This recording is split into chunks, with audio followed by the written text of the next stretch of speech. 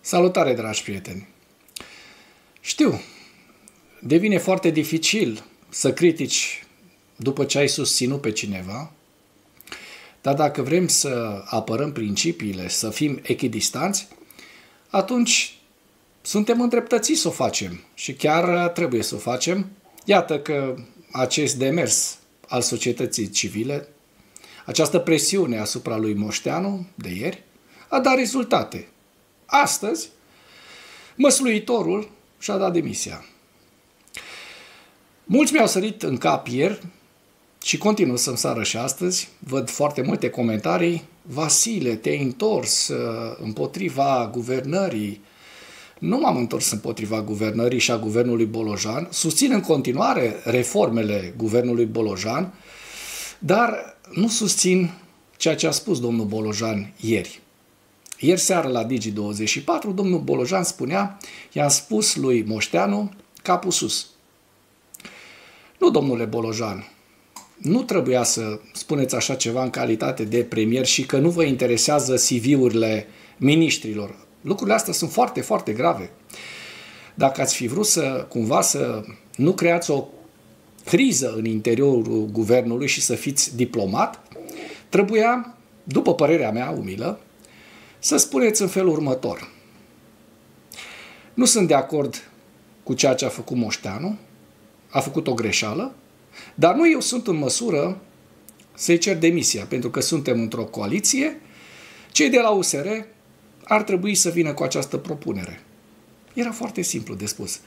Dar dumneavoastră n-ați făcut acest lucru, legitimând și pe ceilalți din cadrul guvernului, se știu ei care, aici nu mă refer doar la miniștri, ci și la secretari de stat, subsecretari, etc., etc. Pentru că știm foarte bine că această demisie este doar un prim pas pentru ca USR-ul să-și facă curățenie în propria ogradă.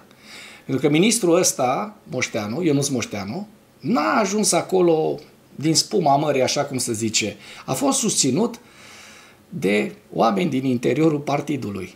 De oameni care fac și desfac candidaturi, posturi la comandă. Și se demonstrează că am avut dreptate acum 3 ani când am părăsit partidul, trăgând un mare semnal de alarmă alături de vreo 40-50 de colegi din USR Bihor, care am plecat atunci, trăgând un semnal de alarmă asupra acestor aranjări ale posturilor, asupra acestor lansări de candidaturi sau chiar ocupări de posturi fără concurs. După ce noi am stat în piață, pe poduri, ca niște măgari, cu pancarte în gât, pe care scria concursuri pe bune. După aia, când am ajuns la guvernare, în cele 7 luni, am uitat de concursurile pe bune și la Oradea și prin țară. Deci, ar trebui o reformă în USR.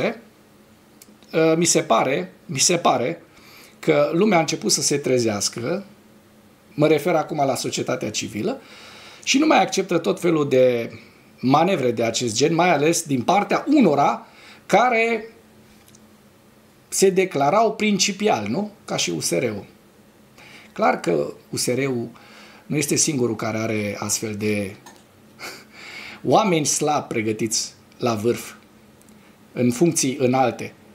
PSD-ul are o grămadă, PNL-ul la fel.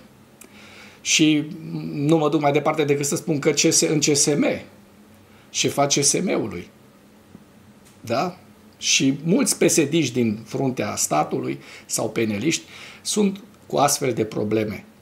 Nu neapărat cu studii făcute la Biotera sau la facultatea din Cluj, Dimitrie Cantemir, ecologică, facultatea ecologică Dimitrie Cantemir, se știu cei care de la Bihor conduc USR Bihor și au facultatea făcută tot așa, o facultate neacreditată pe acea vreme.